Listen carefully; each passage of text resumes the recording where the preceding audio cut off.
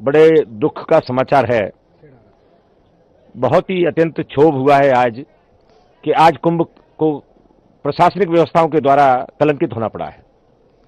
पिछले स्नान के बाद भी हम सब अखाड़े वालों ने पूरे प्रशासन को सचेत किया था, और प्रशासन जब ये आंकड़ा देख रहा है कि 50 करोड़ आने वाले हैं, 40 करोड़ आने वाले हैं, जब प्रशासन का ये अनुमान था तो उसको सेना के हवाले कुंभ को क्यों नहीं किया गया? यहां प्रश्न विचारणीय है। मैं उत्तर प्रदेश के चीफ सेक्रेटरी और उत्तर प्रदेश के जो डीजीपी लाइन ऑर्डर हैं, जो डीजीपी हैं, मैं इन लोगों को व्यक्तिगत हमेशा कहता रहा कि आप सेना को बुलवाइए और सेना को ये कुंभ हवाले कीजिए, क्योंकि इतनी जनता आने के बाद ये पुलिस प्रशासन के बस का काम नहीं है। और उसका परिणाम है कि आज हमारे ऐसे ऐसे श्रद्धालु, किसी के बाप का बेटा चला गया है,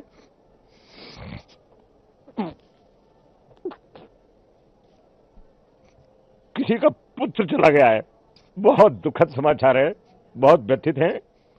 मैं निरंजनी अखाड़े में जब अभी आया तो मैं अभी अपने सभी महामंडलेश्वर साथियों से कह के आया कि आप लोग यहां से ये अनाउंस मत करिए कि ऐसा हो गया है। आप लोग धीरे धीरे अपने भक्तों को कहिए कि वो अपने अपने कैंपों में लौटें, क्योंकि एक साथ अगर हम वहां भी कह देंगे कि स्नान रद्द हो गया है तो लोग एकदम वहां भी भगदड़ मचने की आशंका है। और प्रशासन पूरी तरह फेल हो गया है।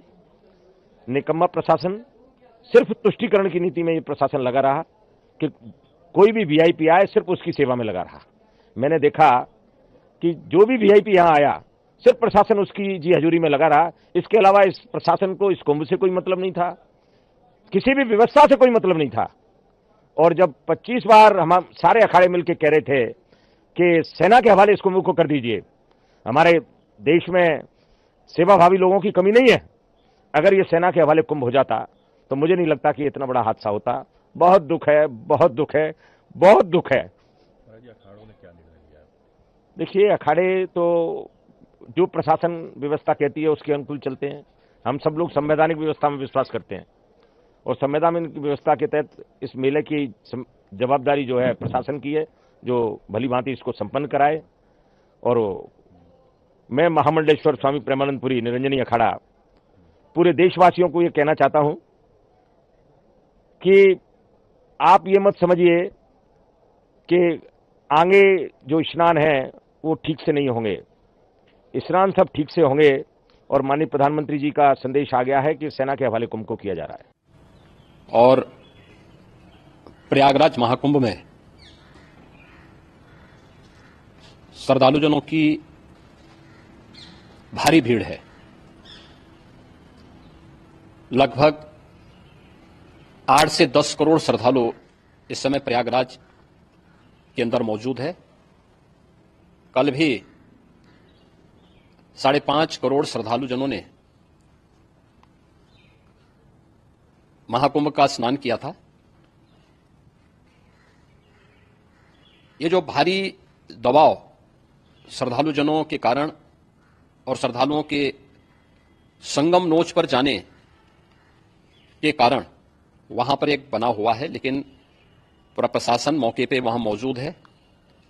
रात्रि को 1 से 2 बजे के बीच में अखाड़ा मार्ग पर, जहां पे अखाड़ों के अमृत स्नान के दृश्य से बैरिकेड्स भी किए गए थे, तो बैरिकेड्स को फांद करके आने में कुछ श्रद्धालु गंभीर रूप से घायल हुए हैं।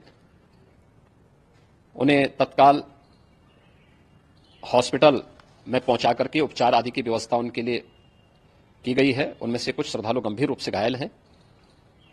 लगातार प्रशासन स्थानीय स्तर पर श्रद्धालुओं की सकुशल स्नान कराने की रीत से रात्रि को कल सायंकाल 6:30-7 बजे से ही मौनी अमावस्या का मुहूर्त प्रारंभ होने के बाद से ही लगातार लगा हुआ है।